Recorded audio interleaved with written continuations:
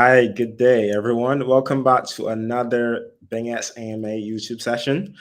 Today we have with us John Chow, who is the head of marketing at Klaytn Foundation. And basically, Klaytn Foundation is a nonprofit organization that was established to accelerate the growth, adoption, and ecosystem maturity on the Klaytn's blockchain. Thank you so much for joining us, John. Yeah, my pleasure. Thank you for having me. Looking forward to tonight. Yeah, man, I've been also doing a bit of research about Klaytn's blockchain, and I really enjoy the ecosystem, you know. But I would love, before we get into this, you can give our audience, background about yourself, etc. Yeah, sure, absolutely. So my name is John Cho. I am the Vice President of Marketing and Growth at the Klaytn Foundation. And I've been with Klaytn since 2019, so since our Genesis block. So I've been around for a while. I come from a traditional corporate background in marketing and business development. And yeah, I guess, it's typical story with a lot of professionals in the space. So I first, got wind of Bitcoin back in 2013 via a Wired magazine article, but Nice. purchased my first Bitcoin back then as well, which I'm still very grateful for. And I've been following the crypto scene ever since as an investor. I really got into crypto in 2014 when Ethereum did their ICO. And I haven't looked back since. So I've been professionally involved in crypto since 2019, and it's been a wild ride to say the least. Yeah, fantastic. Tell us some more about your journey to Klaytn's Foundation. So I'm going to assume that our audience today most of them are new to Klaytn. So just to provide some background, so Klaytn is unique in its founding, from the perspective that we're actually founded by a traditional corporation. So we were founded by the Kakao Corporation, and if you don't know, Kakao Messenger is basically the de facto communication tool here in South Korea. So you can think of Kakao Messenger as the WeChat of South Korea. So we have a market share of 98%. I think we have around 60 million users. Kakao back in 2018, 2017, was exploring blockchain technology to help kind of facilitate their global growth and expansion of their Kakao Messenger ecosystem. And FYI, just to provide some context, so the Kakao Messenger isn't just a messenger app like WhatsApp, for example. It's what you call a super app. So you have taxi hailing functionality. You have e-commerce, payment, games. Kakao even has their own online digital bank. So it's basically an all-encompassing super app, and they've just been growing as a corporation conglomerate over the last decade. And they were looking at exploring blockchain technology as a way to expand their infrastructure while optimizing inefficiencies within existing infrastructural structures. So there were, back in 2017 and 18, there weren't very many options in regards to layer one blockchains. Yeah. So they were exploring like Ethereum. I think back then they also had, I don't even remember what they had back then. Maybe EOS was around. But they found that the existing layer ones just didn't provide the scalability and the performance that they needed to kind of be able to transition that native mobile application experience over to the blockchain. So they decided, let's create our own, and that's how Klaytn was born. And just kind of going back to your story, having been invested in the crypto scene as like a part of the community and also as an investor, I was kind of looking to pivot my career into blockchain. And in 2019, I found Klaytn, and the fact that they were backed by this gigantic corporate entity was a really interesting kind of scenario. So I decided to join the organization for those reasons.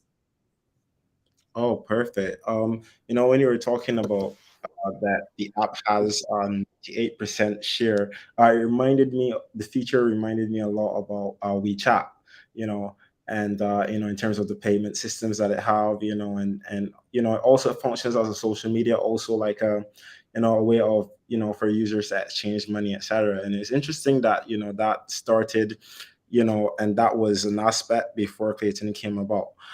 So I guess for our listeners, they would want to know, some things about Klaytn. What are the key features and those things that differentiate Klaytn's from other blockchain platforms. Yeah, absolutely. And yeah, to your point about WeChat, it is very similar to the WeChat. Like I mentioned, WeChat is a super app, and so is Kakao. But Kakao was actually around first. Kakao was launched back in 2010, so we've been around for a while. And yeah, your question is a good segue, I think, from my previous comment. So the unique, first and foremost, the most unique thing about Klaytn is its performance and scalability. I think because again, Klaytn was built and designed from the ground up to be able to accommodate large scale applications. Um, uh, Yeah. and because of our Web 2 kind of DNA and legacy, we want to be able to provide that same streamlined, mobile performance, but as a decentralized application. So I can confirm that even now, even today, Klaytn is probably the fastest EVM chain in terms of throughput and latency. So we're one of the very few, if not only, EVM chains that that boasts a 1 second block finality time, which is the creation and the recording of the block on the actual blockchain. So what does that mean? Well, it means basically anytime you do an on-chain transaction through a decentralized application, it's practically instant, like it should be for a user-oriented application, right? So Yes. yeah, so performance is definitely one of the unique kind of like selling points for Klaytn. And besides that, because again, we come from a traditional Web 2 background, a lot of our focus in terms of both the developer experience and the user experience is about, streamlining, steps to develop on Klaytn, streamlining user experiences, making things easy for the user so anyone can use it. So we've always kind of positioned ourselves as a blockchain for mass adoption and for the mainstream. Okay, great. So you handle, I guess, based on what you said, I'm thinking you handle issues of scalability pretty well, yeah? Yeah, so scalability right now isn't really an issue for us, but I think, just looking at the industry overall, back in 2017, when you had the big ICO boom, I think scalability was one of the kind of the big trifecta or the trilemma aspect Yeah. of blockchain. But I think, not just Klaytn, but I think just, the industry overall, like with L2s and L3s, have kind of addressed that aspect somewhat. So, but yeah, you're right. Scalability is not an issue with for our Klaytn at the moment. Perfect, perfect. So what kind of industries or maybe use cases, I guess, Klaytn target? And I guess how does it address specific challenges faced by those industries? Can you elaborate on that first? Yeah, sure. So Klaytn is a general purpose open source public blockchain, right? So we cover the entire breadth of the crypto vertical, from games to DeFi to analytics and so on. So we're not Nice. limited. So the Klaytn ecosystem isn't limited to one specific industrial vertical. But that said, because of Klaytn's performance, that we have seen a lot of interest from industries and verticals that you may not see on other chains. So Okay. yeah, so as an example, back in June, we announced a long-term RWA strategy. If you're not familiar with the abbreviation, RWA stands for real-world assets. So it's talking about the tokenization of off-chain assets, be it real estate, art, bonds, financial instruments, and so on and so forth. So yeah, and the reason for that announcement of the strategy was because, again, we've seen a lot of interest from players within the RWA industry to build on top of Klaytn. And this is due to Klaytn's performance and also network security. And yeah, so I think long term, the tokenization of real world assets, bringing on off chain assets to an on chain ecosystem is going to be one of the key kind of like uh, directions that we'll be taking. And to address your question, so what kind of challenges does this address and kind of improve on compared to existing legacy off chain infrastructure? Well, so I think I'll just kind of like revert back to some of the conversations that I've had with our partners. And one example is, and this was something that was already announced, we recently, the Korea Gold Exchange, which is South Korea's de facto kind of like biggest physical gold exchange, joined our governance council, and I'm sure you'll get into the governance council later on. Their objective was to explore ways that they could leverage blockchain technology to improve what they have, the gold exchange, and also to just improve and optimize the gold industry overall. And some of the scenarios that we went through, and by the way, they're actually building this out right now, so I can't really talk too much about it, but you Yeah, can totally understand. yeah, you can definitely expect an announcement sometime soon. But so one of the challenges, like even for an asset like gold, where you'd think there would be uh, uh, sufficient liquidity, that is actually not the case, especially for like physical gold. Liquidity is something that I think all asset classes are really, really kind of like in need of, especially in these macro conditions. So what they really wanted to, the reason why they really wanted to explore blockchain technology, you have all that, kind of like default, like optimization of infrastructure, the Yeah, cost efficiency and all that stuff. But then also they wanted to be able to tap into that liquidity that is available in global crypto markets.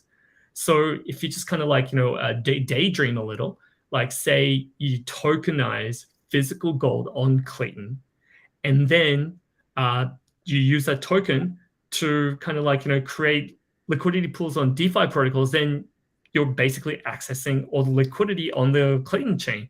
So be it like staking, be it yield generation, and then also you go a little further and leverage Klaytn is integrated into, for example, Wormhole Bridge. Use that bridge to kind of like wrap your gold token and then access liquidity on Ethereum or like Arbitrum, for example. So I think liquidity, the ability to access this kind of like global crypto liquidity is something that is really attractive to WA teams and projects. And like definitely, for example, like physical art is also something that is in desperate need of more liquidity. Art is a relatively secure and safe investment vehicle for high net worth individuals, but there's just liquidity is non-existent, right? And that's also part of the reason why art pieces kind of like retain their fiat value. But being able to, like, for example, take your art, tokenize it, leverage DeFi protocols, leverage the composability benefits of a crypto ecosystem, and just access all that untapped liquidity. Like stake your physical artwork on like a staking protocol, or like lend it out as or like borrow against it as collateral. So yeah, I think the possibilities are endless there. yeah. I think what blockchain has done, though, and especially with digital art, because as you were speaking, I was just thinking, but before, a lot of creators, they just create, and there wasn't a platform for creators to, and especially artists, to let people know what they're doing. And now blockchain gives users that platform where they can capitalize and gain for their hard work. So I've seen a lot of talks about how a blockchain and how projects like yourself help revolutionize the art space. And I think that's great, especially when it comes to copyright as well. Blockchain is a pretty good technology in terms of protecting, users, copyright, etc. Now you mentioned real estate, and I know real estate is something, because when you hear of real estate, you always think about the whole traditional, I guess you think of more traditionally, but I just want you to elaborate more on, how, because you said you might see some, real estate related things, with Klaytn, etc. Like, can you, go in more into that, and how real estate and Klaytn's, what is the, um, I guess, like the factor there between those two? Yeah. So I mean, real world assets are definitely coming to Klaytn, that I can confirm. In what form and in what category, that I can't discuss yet. But real estate is an area also that is really, really interested in blockchain technology. And I just want to reiterate and emphasize again, players in traditional finance and in legacy financial industries, they're pretty savvy now. So they understand, blockchain infrastructure again isn't just about a cost efficiency or optimizing infrastructure, but there is a huge untapped pool of liquidity that they could leverage for traditionally really illiquid assets. And real estate is part of that as well, because real estate is very similar to like physical artwork, where you have a lot of high net worth individuals that invest in real estate because it's relatively a safe haven for a safe haven investment vehicle. But again, the problem is the liquidity in the real estate market is nowhere near to like say, for example, like uh, derivatives in the traditional finance market, or like equity stocks, right? So imagine being able to invest in physical real estate, say a building, a home, an apartment, or even just like a fractional investment, like you own a portion of a certain building. And instead of just like holding on to that and say, if you want to like borrow against it, you have to go to a bank, get a mortgage, go through all this paperwork. And also, they Yeah. don't offer mortgages to everybody, right? Or if you want to Yes. sell it, you have to go through a real estate broker, and there are all these brokerage fees. You Yes. take all of that out, and you tokenize your house, or your holiday home, and then you put that up for collateral on one of our lending protocols on Klaytn and borrow USDT against it. Or you can say you stake your real estate on a staking protocol and you earn yield against it, or even fractionalize it even further to create other tokens. See, these kind of financial instruments are around, but they're mostly really available to institutional investors in TradFi. So your average kind of retail investor won't have access to these vehicles. But with blockchain and with crypto, your average retail real estate investor will also have access to these kind of collateralized lending protocols without having to go through a bank and stuff like that. So I think the benefits are massive and are very, very concrete.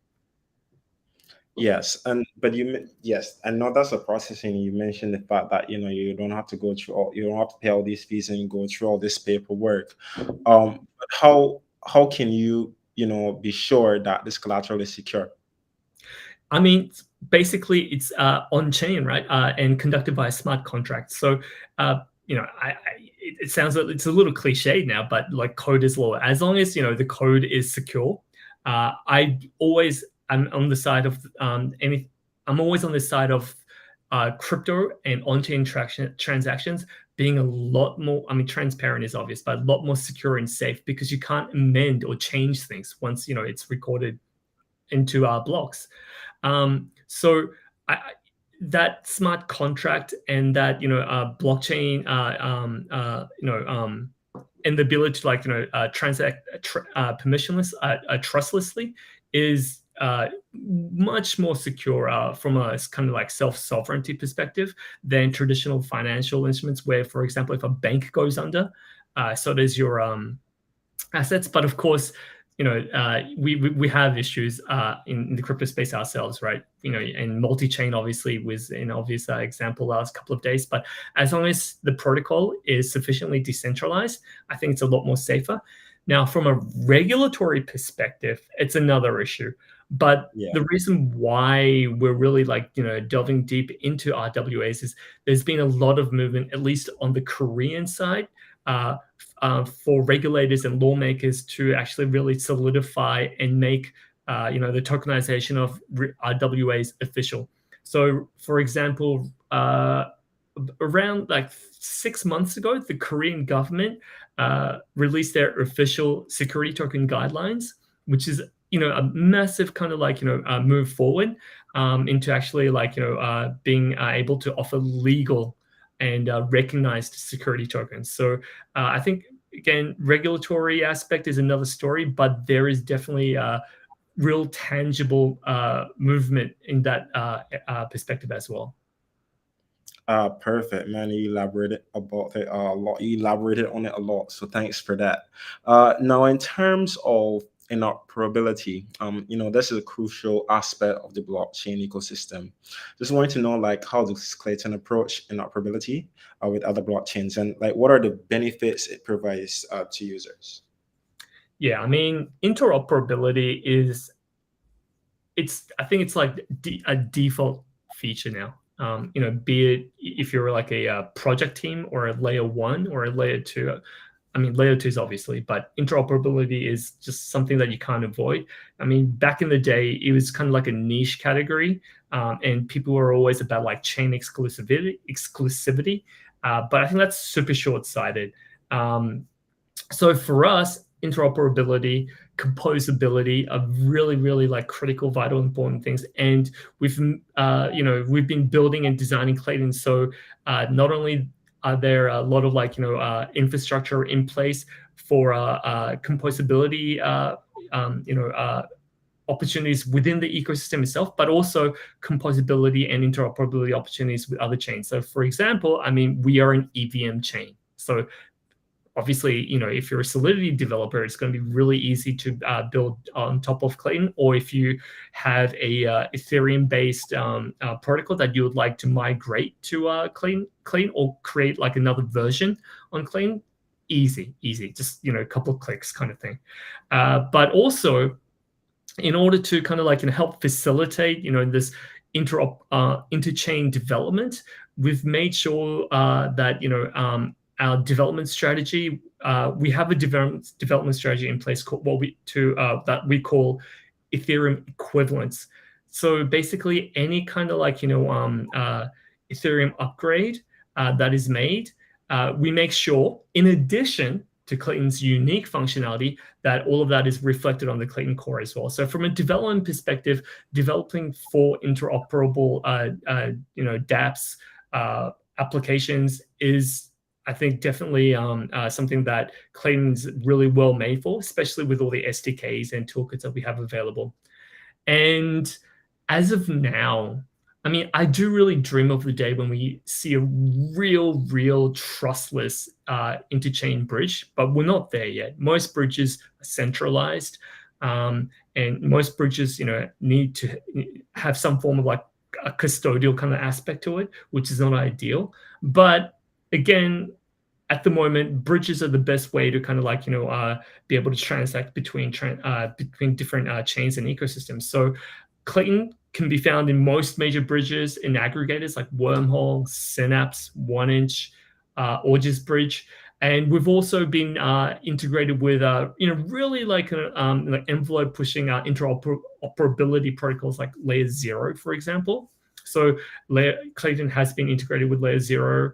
And also, we're always kind of speaking with other chains and other projects to explore opportunities. So we recently announced an MOU with Matter Labs. If you're not familiar with Matter Labs is the team behind ZK Sync. So we're working with Matter Labs to explore opportunities to kind of leverage their tech stack for our Klaytn's ecosystem. Again, okay. Yeah, and I just wanted to. Oh, sorry, go ahead. No. You go ahead. That's on the point. It's fine.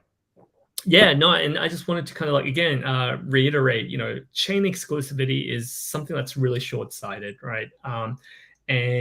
So we're always just making sure that we have the infrastructure and the developer tools in place to allow both users and builders to kind of leverage that composability and interoperability benefits of decentralized applications.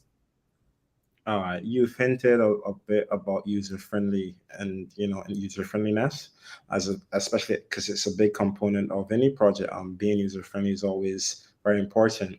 I just wanted to know, for users, both experienced and for beginner users, how do I guess Klaytn make it accessible for different kind of users? Yeah, absolutely. So now, to your point, you have users who are really well versed in crypto, right? So you have your OGs who are familiar with, all the kind of like, tools that are available. They don't need, nice, clean UX UI.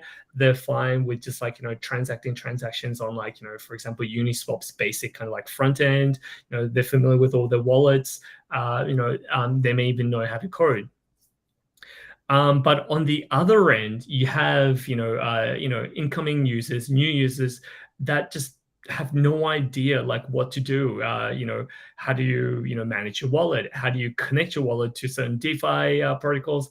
Once you've connected, how do you use this DeFi protocol kind of thing? So there's definitely a huge kind of like gap in terms of like users, a huge kind of like variety, right? And discrepancy in terms of like knowledge and experience. But that said, and this is something that traditional Web 2 applications always kind of like strive for. Nobody dislikes a well-made user interface. You could be an experienced user, you can be a novice user, amateur. Nobody dislikes a great user UI, right? So for us, coming, having that cacao DNA coming from, that traditional kind of like, tech background, UX UI has always been a hugely important, aspect, baseline aspect for everything we do. And of course, not just UX UI, but also DX, developer experience as well. So we've tried to create front end interfaces, and in crypto, front end interfaces are like your wallets, your dexes, your DeFi's, and so on, DeFi protocols, and so on, to make them as user friendly as possible. And like one of the biggest kind of like feats that we've achieved over the last couple of years was the integration of our wallet called Clip. So we have a wallet that is called Clip. Mhm. It's a native wallet, and it's natively integrated into the Kakao Messenger app. So Okay. basically, now you can transact, send crypto between your friends without needing to know their hash address. Just basically, it's like sending a text to a friend. That reminds me of a platform called Revolut. I'm not sure if you heard about that. Revolut reminds me, you can actually send money to another person without actually having to use their private key, etc. Yeah. Oh, cool. Very cool. That's exactly what it is. And so not just tokens, but also not just like fungible tokens, but also NFTs as well. And so the user experience and the UI is seamless. It feels like as if it's a part of the Messenger app. And also in the Messenger app, it's not just like sending and receiving crypto, but also we've integrated a couple of DeFi protocols into the app as well, so you can conduct swaps, you can stake, and so on. So that kind of like real seamless user experience for us is one of our kind of like key I think advantages. Even our browser extension wallet KaiCast, that has one of our kind of like major DeFi aggregators, swap scanner integrated into the wallet like MetaMask. So you can swap directly in the wallet. We've integrated KNS, Klaytn Domain Service.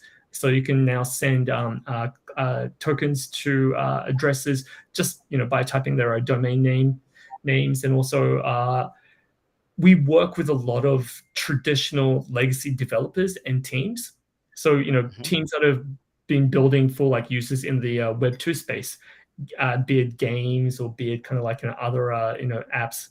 And so we always work with these teams to make sure that their dApps don't feel like dApps, but rather feel like mobile applications, because the great thing about a lot of the apps that are being built on Klaytn, and this is, I think, a differentiating factor from dApps you see in other ecosystems, is that a lot of them are mobile first, right? So they're applications or web apps, and if you want to build for like mobile, UX UI is critical because you have to be integrated into either Android or iOS. So Yeah. for a lot of these developers, the blockchain tech itself is actually always in the background. You actually don't know you're using a blockchain application. And I think that really is the way that things will move forward. Oh, perfect. With the Click app that you'd mentioned, are you guys available, for like only certain regions, or are you available for all regions around the world? Yep. So the Clip wallet that's integrated with the Kakao Messenger app is only available to Korean users right now, but we do Mm, have a global version of the Clip wallet available in the App Store and available mm. on Google. Oh, by the way, the Clip wallet it's a mobile application. It's a mobile app. Oh, Yeah, it's a mobile application. So anyway, it's available to download right now for global users. We also have our KaiCast, which is a browser extension for desktop users, and that, of course, you can download from the Google Extension Store. oh, perfect, perfect, perfect. That's good to know. Because it's very interesting. Because I feel like with the features that you mentioned there, it would be much easier to send funds. So, like for example, let's say I'm using, I don't know, like a crypto exchange like Binance or whatever. It's such a hassle just to send funds sometimes because there's a lot of KYC procedures. You need to get this password in. You need to use your Google Authenticator, and all of these steps you need to take before you can actually send the funds, right? So hearing you say about this wallet that allows you to just send to your friends instantly. It's pretty amazing, actually. Yeah, you make a really great point. Sending from an exchange to like a wallet in itself is a chore, right? You have to, and I understand why they have those kind of like practices in place for security, of course, obviously. But I don't know if there are any Kakao Messenger users out there listening tonight. But if you're normally if you're using a mobile messenger, you're already KYC'd in some form, be it your phone number, be it like a social login. So all of that is now just kind of like secondary.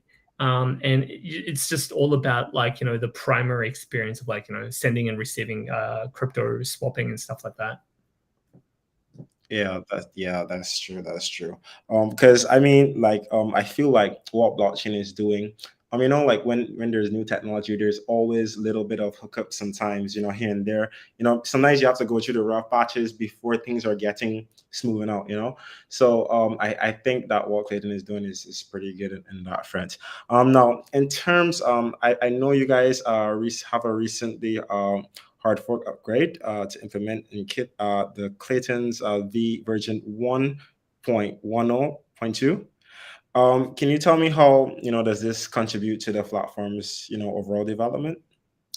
Yeah. So the hard fork, I think, was back in May, and May, and it was actually a really pivotal kind of like milestone for us, because that particular hard fork was less about tech, although we did have a lot of cool upgrades, like we increased the maximum size of our transactions and so on, but it's more a governance upgrade. So with the release of version 1.102, um, uh, that was, by the way, it was called the Core hard fork. So with the release of the Core hard fork, we actually totally revamped our governance system. So to coincide with that, now all of our governance is conducted on chain.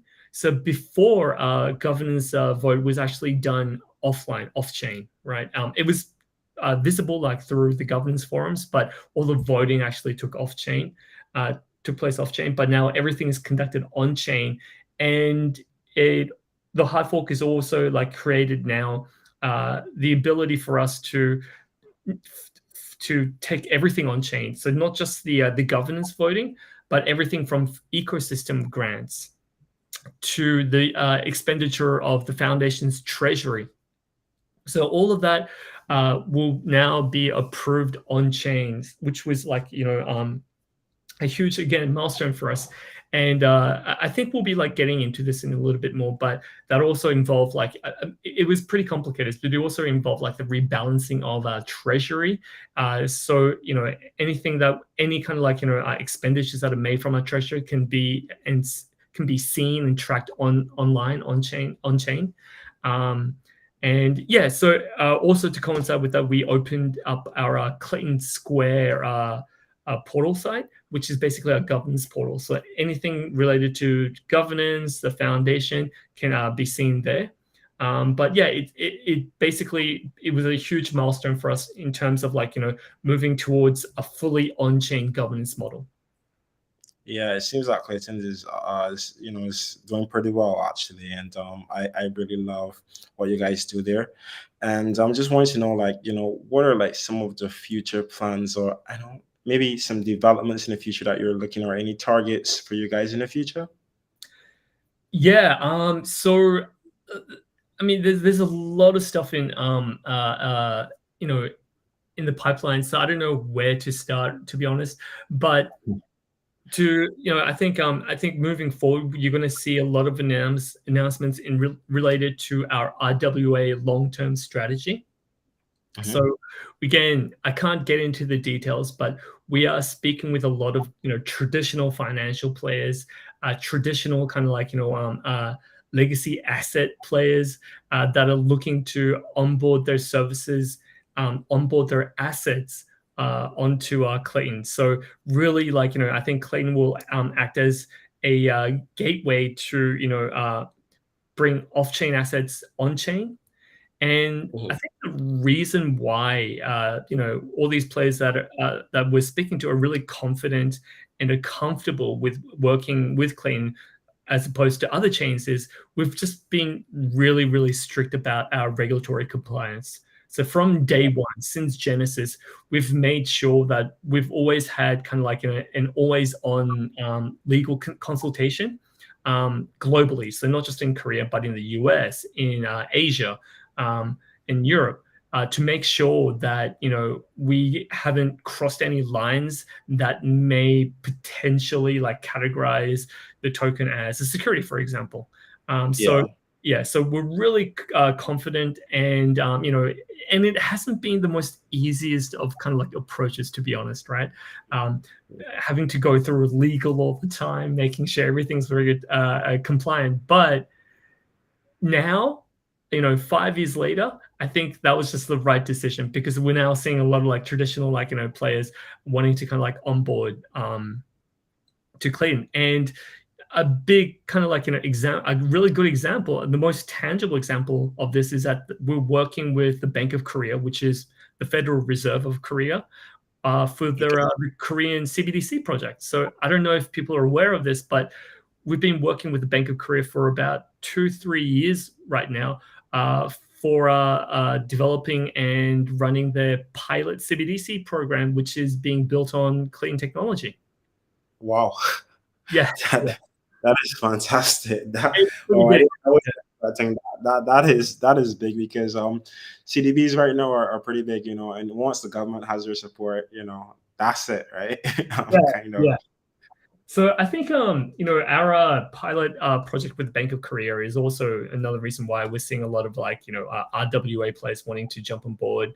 And so yeah, so from like a real world asset perspective, I think there are a lot of developments that you guys can expect over the next couple of months. Again, it sucks that I can't really get into any of the details, but you can Yeah. definitely expect a lot of cool stuff, cool announcements very soon. And also, another great thing that I'm really personally excited about is our really aggressive regional expansion. So what do I mean by regional expansion? I mean, crypto is global. Blockchain is borderless. So there's no real kind of like regional kind of like aspects to the tech itself. But what we've been doing is we've been establishing on-the-ground presences in different regions. So, for example, we recently established a on-the-ground presence in Vietnam, which Okay. is Nice. went really well. getting a lot of traction in Vietnam. I don't know if you guys are out there aware, but the rate of crypto adoption in Vietnam, I think, is number 2 or even 1 in the world. Yeah. Yeah. Yes. Yeah, it's huge. It's huge. So we're getting a lot of traction in Vietnam. That said, we already have presences in pretty much every major continent, like Africa, Europe, Asia, the Americas. But we're looking to expand our kind of like and solidify on the ground presences. So Vietnam, Korea right now. We also have presences on the ground presence in Singapore. We have ambassadors in Africa, but we'll also be expanding into the Japanese market really aggressively as well very soon. So that regional expansion, that community building is something that I'm really excited about as well. Yes, I'm going to jump on that that point a little bit, but I'm just going to go back a little bit because you mentioned about classifying projects as a security. Before I tackle the other question, I just want to ask you a question about the security aspect, because the classification of a security, and especially the US, is also not very clear for compliance officers and regulators as well. So how do you, I don't know, how do you jump those hurdles? How do you get over those hurdles in the process? Because, like, to be quite honest, anything could really be classified as security, based on the recent decisions that are being taken by the US, etc., and some other parts of the world. So, like, how do you navigate, as a project, how do you navigate that? And how do you try to escape not being classified as security? By the way, this is like a personal favorite topic. I think it is for most working in crypto. Yeah, you're right. I mean, there is no clear definition, and depending on what your perspective is, and depending on what your take is, anything can be classified as a security. And even the recent XRP announcement didn't really solidify that XRP is not a security. It was just one judge's opinion, personal opinion. His kind of assessment of the current laws. But the SEC's response said it all. Like, according to the Howey test, it's still kind of they still believe it classifies as a security. And the judge, when he made his decision, didn't take the Howey test into account. So it's a multifaceted kind of conundrum, I think. So for us, first and foremost, we never had an ICO, so we never conducted a public sale. So that's one kind of big advantage that we have in being able to make sure that Clay, our native token, is not a security. And also, in order for a project to, be really kind of able to avoid being classified as security as much as possible, is to pursue decentralization, of course. Decentralization is a key kind of characteristic in being able to kind of avoid that security classification. Because if you have a centralized entity that is working to accrue value for a specific asset, that can be interpreted, depending on your perspectives and experiences, as a security offering. So for us, again, the big kind of push and move forward to on-chain governance and decentralization. And this is another subject, but we're actually right now we are a hybrid model where anybody can build on top of Klaytn, but the validating the network is limited to a group of entities that we call the Governance Council. But we're actually opening our network up to permissionless validators as well very soon, towards the end of the year. So this move to decentralization is a way to alleviate the potential to be classified as a security.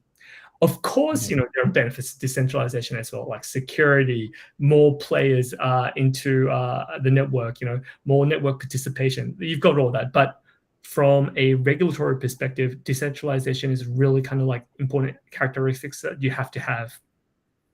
Yes. Yeah. Go ahead. Because I have so many questions to ask you, Genius, but go ahead, continue. No. So yeah, and that's what I just wanted to add. And also, and this is a very superficial kind of thing, but just the language and the content and the messaging that you put out there is also really important. So never talk. So there's a reason why you find like foundations uh, never talk about price, right? Because price is not something that we are able to control or that we work towards, right? So yeah, stuff like that. Yeah, you mentioned that you never launched. Klaytn had never launched an ICO, but it's interesting because now you have situations where there's no need for projects to do that anymore. They can just be listed on exchanges, and once listed on exchanges, then that's kind of how you kind of that's how the industry is kind of working. So in that form, I guess not being classified as a security in that regard, that's why you have the MiCA regulation. And but this is obviously based in on Europe, because the MiCA regulation is now solidified in Europe, as you would probably know. Right. And now what they're doing is that they're now forcing exchanges, like if projects like Klaytn wants to be listed on an exchange, they need to have a white paper, and they need to be clear, and have specific guidelines, etc. So it's interesting in seeing how the space is changing, and how regulation is becoming a little bit more transparent. Because as you see, especially in Europe, with the MiCA regulation now, I guess projects are welcoming that, because now what it allows projects is that the ability for them to know for certain, hey, this is the standard. All I need to do is meet the standard. These are the requirements, and I don't necessarily have to run around in circles trying to decide, okay, am I breaching this? Am I, without any set guidelines, And I think that's a really good step. So I just want to know, like in terms of the European markets, you said you're expanding, etc. Um, how do you guys, deal with the MiCA regulation, etc.? Or are you guys tackling that? Are you guys having people on board dealing with that? Those things as well? Yeah, so really good question. So in terms of Europe and the regulatory kind of landscape in Europe, it's definitely something that we're really interested in. To your point, all we've wanted as people in the industry is clarification. We've never been. So let me just kind of take a step back, and I might sound like as if I'm going off on a tangent, but I'll try to kind of keep focused. But I'm sure you'd remember, but back in the day, it was all about uh, anti-regulation. Bitcoin was the anti kind of TradFi kind of anti-financial industry kind of thing, right? And so people, uh, didn't really care about what what the regulatory kind of requirements were and stuff like that. There was this whole it was, I mean, crypto was born out of this cyberpunk movement, right? Own your own coins and all that stuff. But recently, I think things have changed 180, especially now that you have like institutional players, becoming involved in the space, and I think everyone's kind of like realized the importance of regulatory compliance. And that said, I don't think anyone's ever been against regulations. We just wanted clarity, right? To your point, clarity.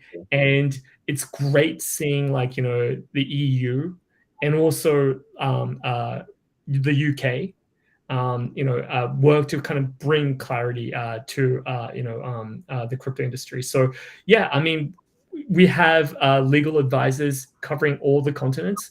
So we're confident that be it Europe, be it Asia, any kind of regions where they've attempted to create a regulatory framework that Klaytn and the Clay token complies.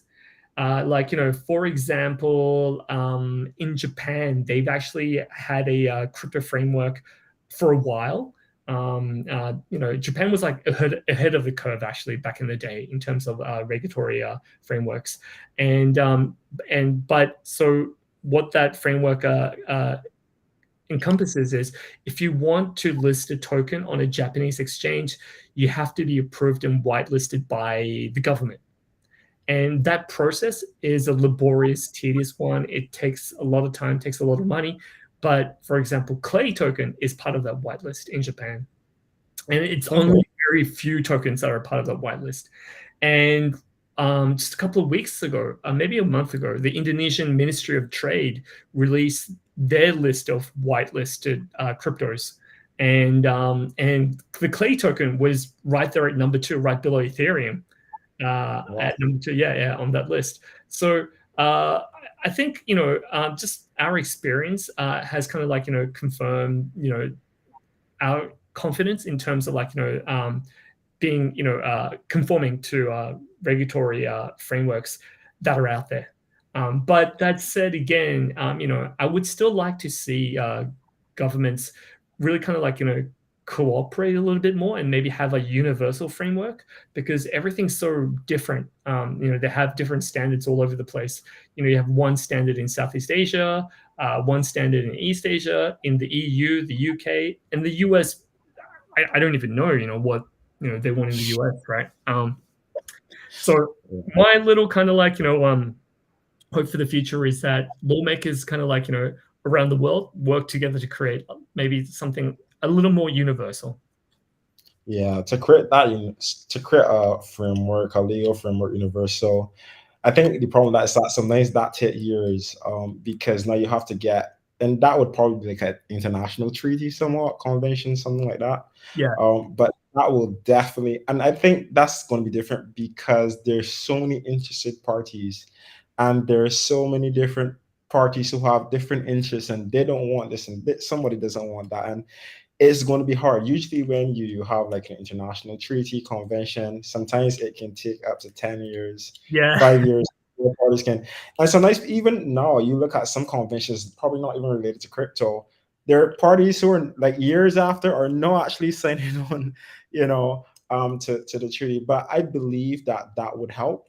If you have some type of, I really do agree with you that if you have some type of international instrument like a convention or a treaty or something like that, it will be great. And even if you don't have like a standard treaty that, worldwide treaty or international treaty, maybe you can have regional treaties. And that's actually why I love how the EU approaches. mm, And as EU, there are 27 countries, right? As you know.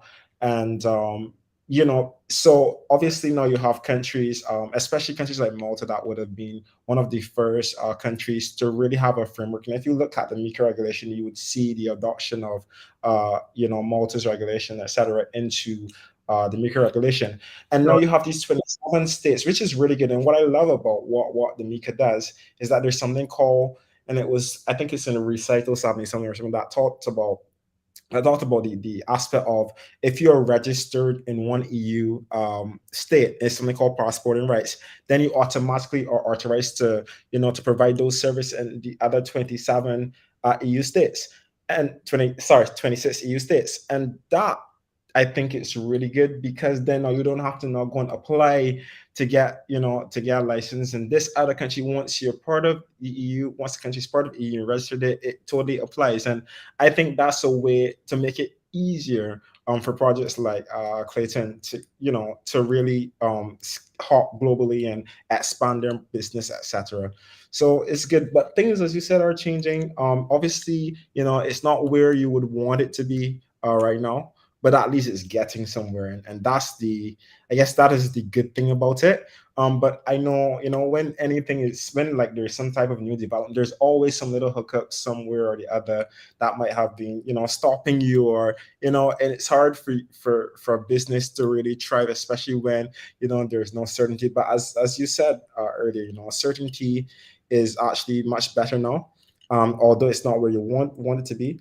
But we can only hope and pray for the best.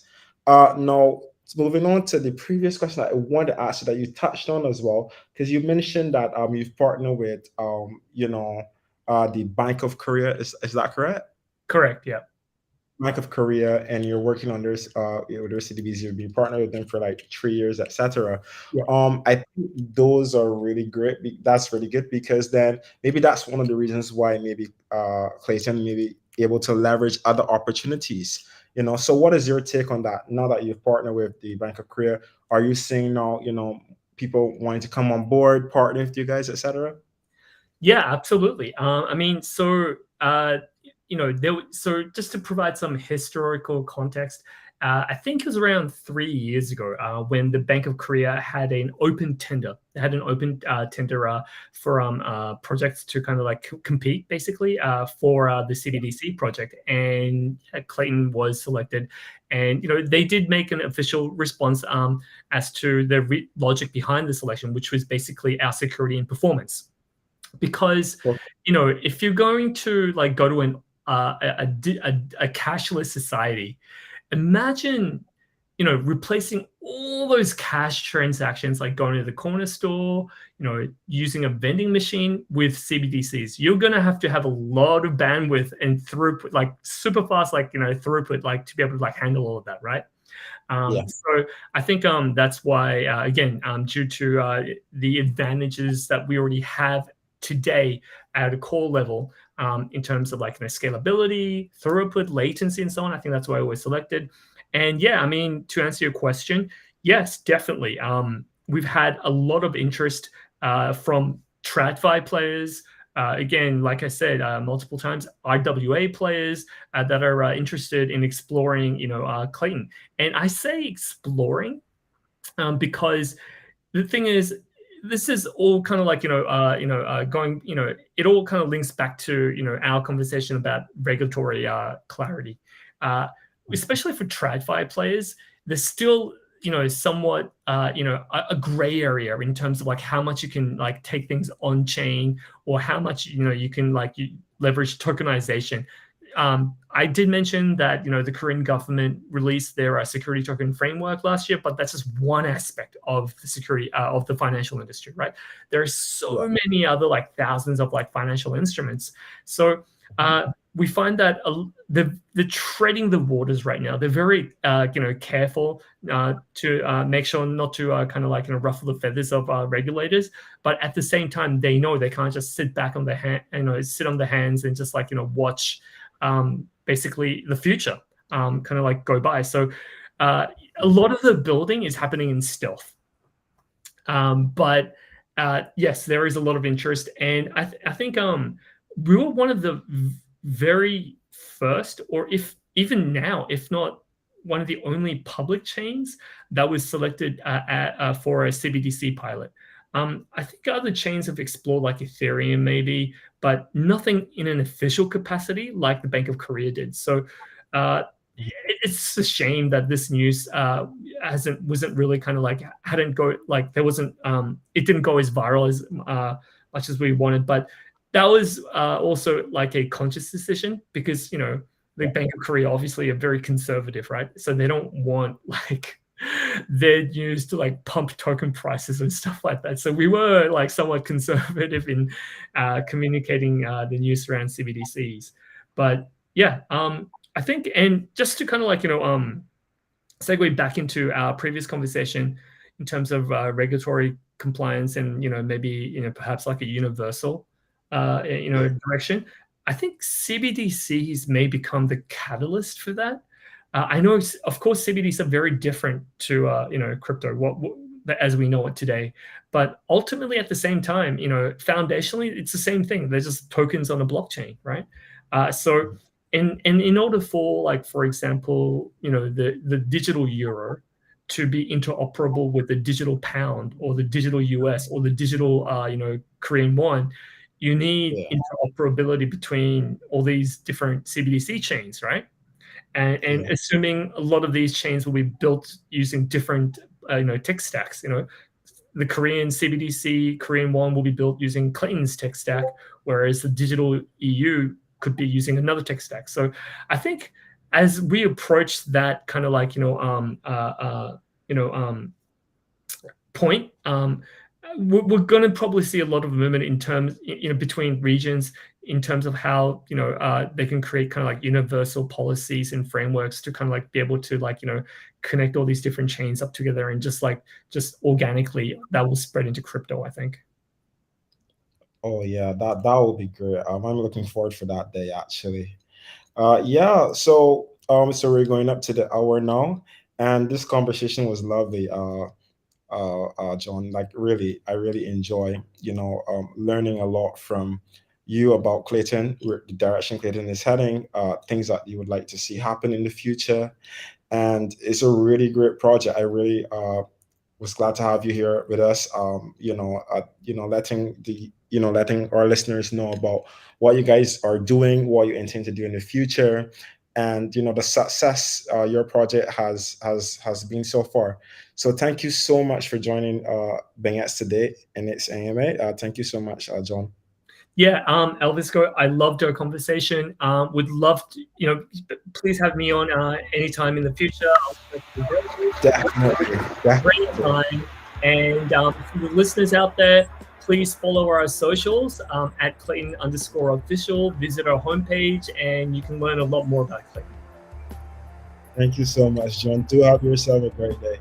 You too. Thank you, Elvisco.